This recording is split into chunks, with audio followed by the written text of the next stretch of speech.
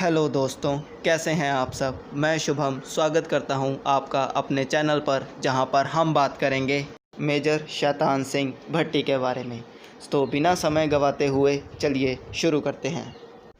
सन 1950 में तिब्बत पर चाइना का कब्ज़ा होते ही भारत की सरहदें अब सीधी सीधी चाइना से लगने लगी थी। भारत और चाइना के बीच अक्साई चीन और अरुणाचल प्रदेश यानी नेफा इलाके को लेकर विवाद था और ये विवाद जल्द ही एक बड़े युद्ध का रूप लेने वाला था। तारीख 18 नवंबर सन 1962।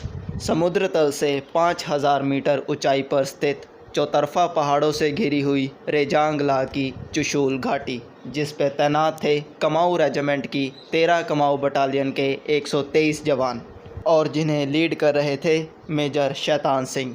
ऊंची पहाड़ियाँ, ऊबड़ खाबड़ रास्ते और सड़क व्यवस्था की कमियों के चलते फॉरवर्ड पोस्ट पर लड़ रहे सैनिकों तक सहायता और सामग्री पहुंचाना मुश्किल हो चला था। फॉरवर्ड पोस्ट पर लड़ रहे सैनिकों के पास 3 इंच मोटार लॉन्चर्स, 2 से 3 की संख्या में लाइट मशीन गन्स और 303 राइफल्स थी, जो एक बार में एक ही गोली दाग सकती थी। भीषण ठंड के अनुकूल वर्दियों की कमी भी भारतीय सेना के लिए एक बहुत बड़ी समस्या बनती जा रही थी। वहीं बात करें चाइना की, तो 123 जवानों से भिड़ने के लिए चाइना के 3000 से भी अधिक सैनिक, full artillery regiment, medium machine guns, light machine guns, 120 mm, 81 mm और 60 mm motor launchers, 132 mm rocket और 75 mm रिकॉइललेस गन्स और उस समय की मॉडर्न AK-47 से लैस थे, जो उन्हें सोवियत यूनियन से लगातार सप्लाई हो रही थी। उनकी पोशाकें ठंड के अलावा युद्ध के धुएं और अन्य रसायनों से भी उन्हें बचा सकती थी। -30 डिग्री टेम्परेचर और सुबह के 5 बजे का समय। भारतीय सैनिकों ने चाइनीज़ पोस्ट से कुछ हलचल महसूस की। बुद्ध की हंसी जैसी शांति अब गोलियों की गड़गड़ाहट में बदलने वाली थी। एक प्लान के मुताबिक पहाड़ों में बने नालों और पत्थरों की आड़ में चीनी सैनिकों ने भारतीय पोस्ट पर हमला कर दिया। मेजर भट्टी ने भी हमले का आदेश दे दिया। चीनी सैनिक भारतीय मोटार की रेंज में आ चुके थे, लिहाजा अब उनका बच पाना मुश्किल था। जवाबी कार्रवाई इतनी ज़बरदस्त थी कि 5:40 तक चाइना का पहला हमला बुरी तरह से विफल हो गया था। चारों तरफ चाइनीज़ सैनिकों की लाशें और बचे हुए चाइनीज़ सैनिक वापस अपने पोस्ट की तरफ भागते हुए दिखाई दे रहे थे।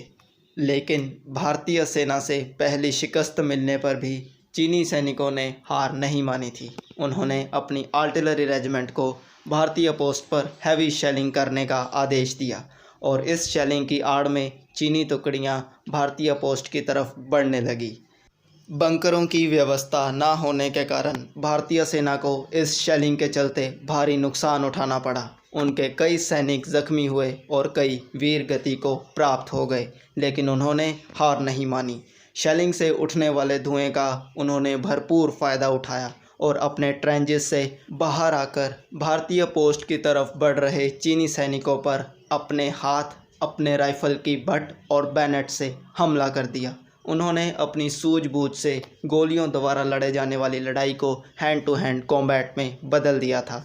इस हैंड टू हैंड कॉम्बैट में भारतीय सेना ने कई चीनी सैनिकों को ज़ख्मी किया, उठाकर पटका और कईयों को मौत के घाट उतार दिया।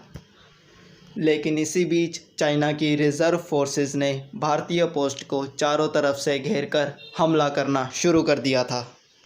हमले के दौरान मेजर एक पोस्ट से दूसरी पोस्ट पर जाकर अपने सैनिकों की हौसला अफजाई कर रहे थे, जिससे वे चीनी स्नाइपरों के निशाने पर आ चुके थे।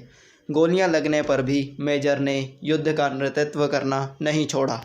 मेजर की हिम्मत और हौसले को देख उनके सैनिकों में भी जोश और गुस्सा भड़क उठा था। वो दुगनी ताकत से हमला करने लगे, जिसके परिणाम स्वरूप चाइना के 1300 से भी अधिक सैनिक एक ही दिन में मार गिराए। वहीं 123 में से 114 भारतीय सैनिक भी वीर गति को प्राप्त हुए। इस घटना के ठीक 3 दिन बाद चाइना ने सिंगल हैंडेडली सीज़ फायर का ऐलान कर दिया और युद्ध रुक गया। मेजर सहित उनके सैनिकों की बॉडीज़ कुछ महीने बाद बर्फ़ पिघलने पर वहीं पोस्ट के आसपास से पाई गई थी। मेजर के हाथ से अभी तक उनकी राइफ़ल छूटी नहीं थी। गर्व की बात तो ये थी कि किसी भी सैनिक ने पीठ पर गोली नहीं खाई थी। उनके ज़ख्मों का विश्लेषण करने पर पता लगा कि जितनी भी गोलियों ने उनके शरीर को छलनी किया था वो सब सामने की तरफ से चलाई गई थी। उनके इस अदम्य साहस के लिए उन्हें परमवीर चक्र से नवाजा गया। अगली वीडियो में हम बात करेंगे एक ऐसी महान शख्सियत के बारे में जिसने पैसों की भारी कमी और अन्य कई कठिनाइयों के चलते इंडियन स्पेस रिसर्च ऑर्गेनाइजेशन की स्थापना की और भारत को विज्ञान और तरक्की का रास्ता दिखाया। वीडियो पसंद आया हो तो वीडियो को लाइक एंड शेयर ज़रूर कीजिएगा और मेरी अगली वीडियो देखने के लिए चैनल को सब्सक्राइब कर लीजिए। फिर मिलेंगे अगली वीडियो में, तब तक के लिए जय हिंद।